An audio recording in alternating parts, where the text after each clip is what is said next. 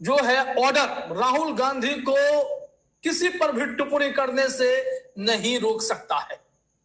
Basically जो सावरकर का मामला है, सावरकर के खिलाफ राहुल गांधी मुखर रहे हैं और वो जब बोलते हैं तो इस बात की चुभन खासकर संघ के लोगों को और विश्व हिंदू परिषद के लोगों को, भाजपाइयों को बहुत जो है होने लगती है। इस चुभन से पीड़ित तमाम लोग कोर्ट का सहारा लेते हैं और राहुल गांधी के मामले में भी कुछ ऐसा ही हुआ।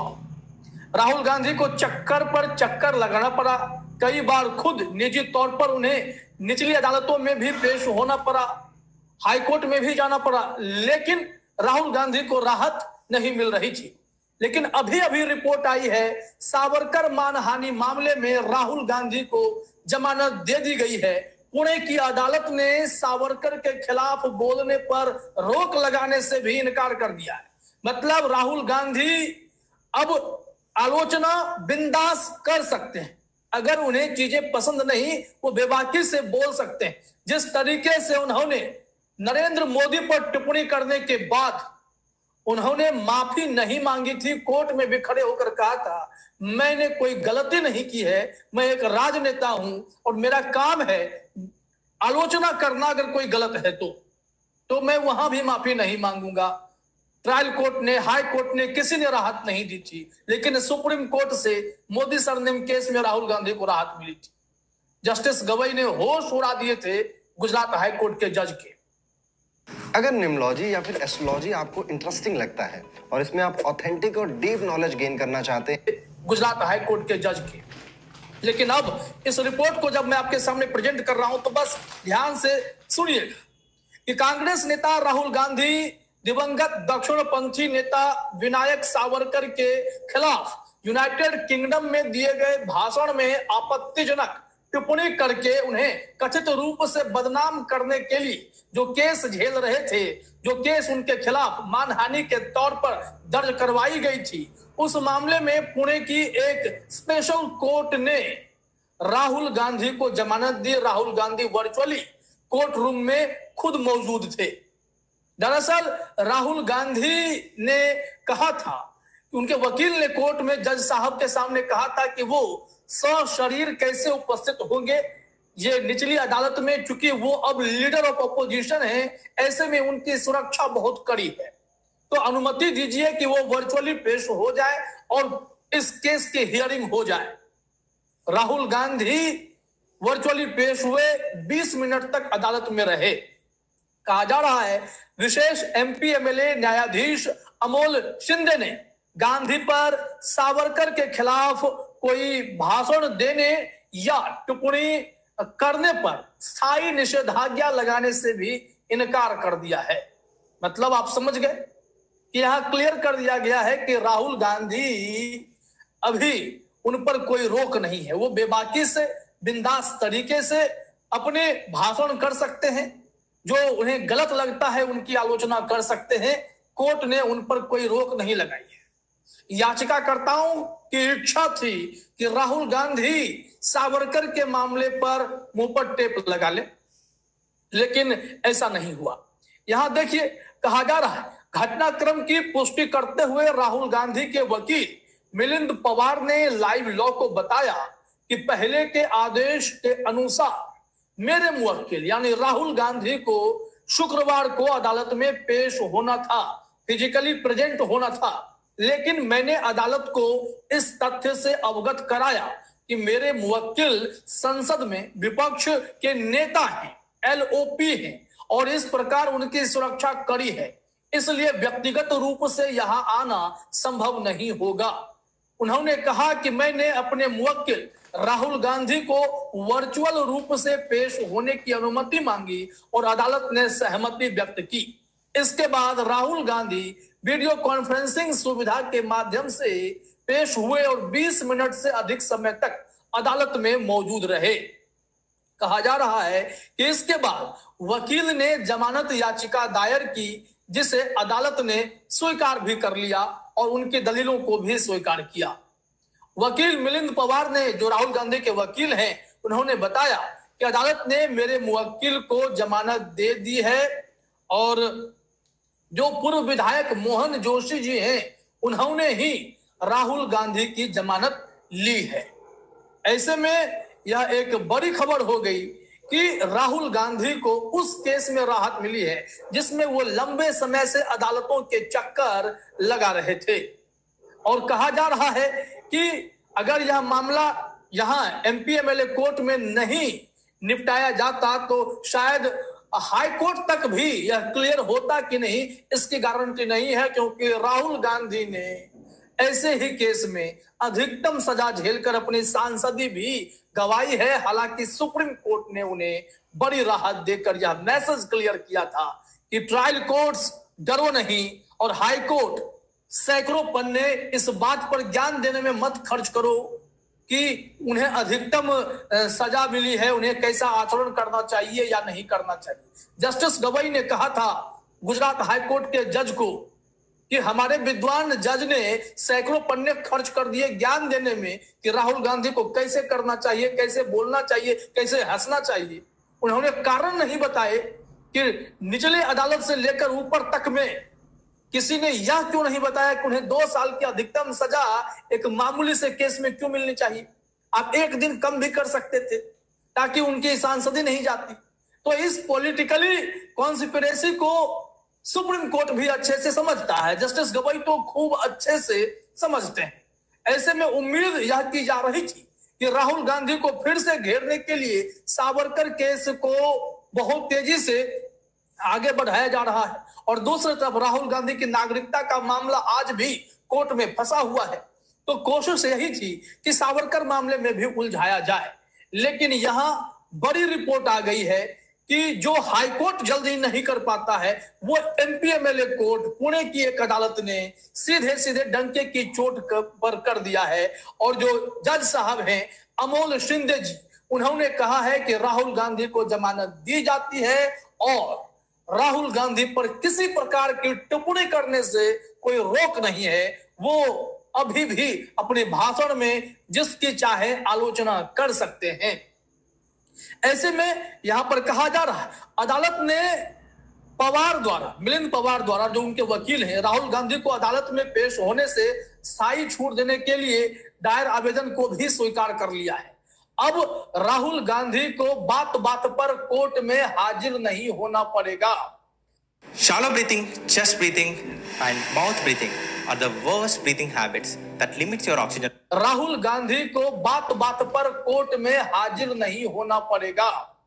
उन्होंने कहा कि राहुल गांधी अब व्यक्तिगत रूप से अदालत में केवल उस समय पेश होंगे जब इस केस को क्लोजर पे लाया जाएगा, उस वक्त।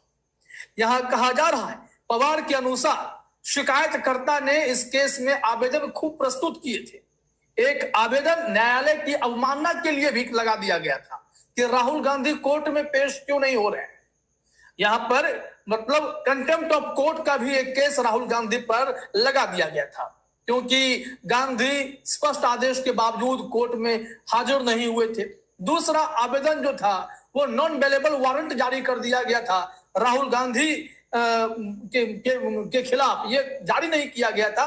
बेसिकली एक याचिका लगाई गई थी जिसमें कहा गया था कि राहुल गांधी पर नॉन अवेलेबल वारंट जारी कर दीजिए, और एक कहा गया था कंटेम्प्ट ऑफ कोर्ट की याचिका लगा दी गई थी कि ये दोनों केस उन पर लागू कर दीजिए। बाकी डिफेमेशन का केस तो चल ही रहा है, नागरिकता वाला विवाद तो चल ही रहा है, अमित शाह जो आहत हो गए हैं वो केस तो चल ही रहा है। अलग अलग अदालतों में राहुल गांधी पर कहा जाता है कि ऑलमोस्ट 30 केसेज हैं और जो इस तरीके से उनके ऊपर लगा दिए गए हैं। अब इन सब को देखते हुए पुणे की अदालत ने कहा contempt of court Rahul Gandhi पर नहीं लगेगा, यह याचिका खारिज की जाती है। उसके बाद राहुल गांधी के लिए कोई नॉन अवेलेबल वारंट जारी नहीं होगा, यह याचिका भी खारिज की जाती है। राहुल गांधी को सावरकर डिफेमेशन केस में राहत दी जाती है, उन्हें जमानत मिलती है, यह भी उन्होंने सुना दिया। इसके इतर राहुल गांधी को स्थायी तौर पर कोर्ट में व्यक्तिगत रूप से पेश होने से भी छूट दे दी गई है। अब राहुल गांधी को बार बार अदालतों का चक्कर नहीं लगाना पड़ेगा।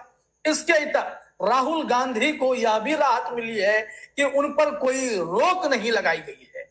वो अभी भी अपनी अभिव्यक्ति की स्वतंत्रता का प्रयोग कर सकते हैं, क्योंकि यहां पर लिखा हुआ है कि गांधी के खिलाफ सावरकर पर कोई भी टिप्पणी करने पर स्थायी रोक लगाने के लिए विपक्षी वकील के अनुरोध को जज साहब ने नहीं माना। कहा कि यह अभिव्यक्ति की स्वतंत्रता का अधिकार है, हम इस पर रोक लगाने वाले कौन होते हैं। अब आप जानते हैं कि राहुल गांधी पर सावरकर को लेकर कई दफे मुद्दे बनाए गए हैं। कहा जाता है कि मानहानि की शिकायत में तब भी दावा यही किया गया कि गांधी ने पिछले कुछ सालों में कई मौकों पर सावरकर को बदनाम किया है। उन्होंने एक खास घटना 5 मार्च 2023 की जिक्र किया कि गांधी ने यूके में ओवरसीज कांग्रेस को जब संबोधित किया था तब भी वो सावरकर पर टिप्पणी कर रहे थे। शिकायतकर्ता ने दावा किया कि गांधी ने यानी राहुल गांधी ने सावरकर के खिलाफ जानबूझकर बेबुनियाद आरोप लगाए, जबकि वे जानते थे कि ये आरोप झूठे हैं। क्यों वो जानेंगे? उनका उद्देश्य सावरकर की प्रतिष्ठा को नुकसान पहुंचाना और शिकायतकर्ता और उनके परिवार को मानसिक पीड़ा पहुंचाना था। शिकायत में कहा गया कि अपमानजनक भाषण जो है वो इंग्लैंड में दिया गया, लेकिन इसका असर पुणे में महसूस किया गया, क्योंकि इसे पूरे भारत में प्रकाशित और प्रसारित किया गया था। ऐसे में जो है कोर्ट में मामला तो इन लोगों ने खूब जमकर बनवाए, लेकिन जज साहब ने उन लोगों की एक बात नहीं मानी, क्योंकि यूट्यूब के कुछ लिंक दिखाए गए कि राहुल गांधी ने सावरकर पर झूठ परोसे हैं, लेकिन जज साहब ने कहा कि इसमें, इस दलील में, इस जिरह में कोई दम नहीं है। अब सत्याकी द्वारा दायर आपराधिक मानहानि आवेदन में आईपीसी की धारा 500 मानहानि के लिए दंड के तहत गांधी के लिए अधिकतम सजा की मांग की गई थी। सीआरपीसी की धारा 357 लगाया गया था, मुआवजा देने का आदेश दिया गया था, मतलब कि एक याचिका लगाई गई थी, आदेश पड़ा नहीं था। अब इन सब मामलों में सीधे सीधे पुणे की कोर्ट ने उन्हें जमानत दे दी है। अब जो ये हैं याचिकाकर्ता, अगर हाईकोर्ट भागना चाहते हैं, सेशन कोर्ट, ट्रायल कोर्ट के जरिए, अब मेरे ख्याल से लगता नहीं है कि इस केस में कोई आगे बढ़ना चाहेगा, क्योंकि ऑलरेडी राहुल गांधी के खिलाफ कई केसेस चल रहे हैं। तो यहां राहुल गांधी के लिए राहत भरी और बहुत अच्छी खबर आई, जो कि यह साफ है कि जिस केस में बड़ी बड़ी अदालतें कोई निर्णय कर नहीं पाती हैं, उस केस में राहुल गांधी को पुणे की अदालत से राहत मिल गई है। ऐसे में आपको एक जानकारी और दे दें कि दिल्ली में भले ही अरविंद केजरीवाल और कांग्रेस के बीच रिश्ते खराब हो गए, वो तो होने थे, हरियाणा में जैसा कांग्रेस ने किया वैसा अभी दिल्ली में आम आदमी पार्टी केजरीवाल कर रहे हैं। लेकिन यहां पर राहुल गांधी अभी भी नरम रुख अपनाए हुए हैं, लेकिन संदीप दीक्षित कांग्रेस के जो नेता, उन्हें पता है कि दिल्ली में फतह मुश्किल है। अगर ये कोऑर्डिनेशन सही रहता, हरियाणा में जिस तरीके से स्थानीय कांग्रेस ने गलती की, दिल्ली में भी वही स्थानीय कांग्रेस गलती कर रही है। ऐसे में बड़े मुश्किल हालात तो कांग्रेस के लिए पैदा होंगे। समझदारी दिखाते तो शायद आज दिल्ली में आम आदमी पार्टी उनके साथ सीट शेयरिंग जरूर करती, अगर वो हरियाणा में साथ दिए रहते तो ये गलतियां हैं और इंडिया गठबंधन बिखरता जा रहा है। इस बात के लिए लोग कांग्रेस को दोष दे रहे हैं। कांग्रेस प्राइमरीली, खास करके राहुल गांधी नहीं, उनके स्थानीय वरिष्ठ लीडर जो है वो गलती कर रहे हैं, खामियाजा राहुल गांधी को भी भुगतना पड़ रहा है। इन सब से अलर्ट रहना होगा, क्योंकि अभी दिल्ली हाईकोर्ट में केजरीवाल के खिलाफ एक याचिका लगाई गई कि उन्होंने कैसे कहा कि 2100 रुपए वो महिला को सम्मान योजना के तहत देंगे। उस पर तो जो केस बनाया गया, इलेक्शन पिटीशन लगाकर बनाया गया, जिस पर हाईकोर्ट ने हैरानी जताई, कहा कि यह इलेक्शन पिटीशन कैसे हो सकता है, इसकी मेंटेबिलिटी पर सवाल है। अगर आपको कुछ करना भी है तो PIL कीजिए, तो PIL के तहत अब वो केस बढ़ेगा। लेकिन यह जो शिगुफा है, कौन नहीं छोड़ रहा है? बीजेपी वालों ने मध्य प्रदेश में छोड़ा, महाराष्ट्र में छोड़ा, तो फिर ये तो हर जगह चल रहा है। तो यह केस पता नहीं क्यों जनहित याचिका के तौर पर ले जाया जा रहा है। ले जाइए, अच्छी बात है, कम से कम क्लियर तो हो कि जो अघोषित, पहले तो कहा जाता था कि पैसे बांटे गए, अब घोषित तौर पर पैसे बांट दिए जाते हैं कि वोट दे देना। खैर, यह भी जो भी हो, लेकिन इस बीच में अब वैसे षड्यंत्रकारियों को झटका लगा है जिन्होंने क्लियरली यह कोशिश की थी कि राहुल गांधी को रोकने का सबसे आसान तरीका है उन्हें कोर्ट में फंसाए रखो, लेकिन कभी कभी निचली अदालत से आया हुआ ऑर्डर बड़ी बड़ी अदालतों को भी एक मैसेज दे जाता है कि अगर हम फैसला करना चाहें तो कर सकते हैं। जैसे केजरीवाल के केस में आपने देखा था कि जज न्याय बिंदु सिंह ने कितना तगड़ा फैसला दिया था, और उसके बाद तो पूरे जुडिशरी में हड़कंप मच गया और वहां हाईकोर्ट ने उनके ऑर्डर को पलट दिया था, स्टे लगा दिया था। तो यह खेल चलता है, लेकिन उम्मीद है कि राहुल गांधी के केस में कोई स्टे लगाने के लिए नहीं आएगा। तो चलिए अब मैं आपके साथियों को कमेंट देखता हूं कि नीलेश्वर जी कह रहे हैं कि don't agree with your opinion about Congress and Rahul Gandhi had to fault in गठबंधन। Kejriwal, Mamata, Tejashwi and Sapa all have tried to suppress Congress in other elections. देखिए नीलेश्वर जी, मैं ये नहीं कह रहा कि अकेले सिर्फ कांग्रेस दोषी है। यहाँ पे गलतियां हैं, कोऑर्डिनेशन जो इंडिया गठबंधन को लेकर है उसमें गलतियां हैं। जहां जहां जो राज्य अपने आप को स्ट्रांग देख पा रहे हैं, जो पार्टी खुद को स्ट्रांग महसूस कर रही है, वो क्या कोशिश में है कि उन्हें ज्यादा सीट मिले, और छोटी छोटी पार्टी जो उनके साथ अलायंस में है उन्हें सीट कम है। लेकिन अगर इसमें आप एक कोऑर्डिनेशन के तहत आए, जैसे अखिलेश यादव ने कोऑर्डिनेशन कितना अच्छा रखा, कांग्रेस वहां खड़ी हो गई, साथ में थी, फायदा मिला लोकसभा में भी, और वो बाकी जगह भी वो सपोर्ट कर रहे हैं। लेकिन हरियाणा में गलती हुई है तो कांग्रेस को समझना चाहिए था, ये मैं समझाने की कोशिश कर रहा हूं। और उसी वक्त आम आदमी पार्टी ने कहा था दिल्ली में जो गुंजाइश थी वो खत्म हो गई है। तेजस्वी भी वहां कह रहे हैं, लेकिन तेजस्वी बिहार में कांग्रेस को साथ लेकर चलते हैं, यह तो क्लियर है, इसमें कहां कोई दो राय है।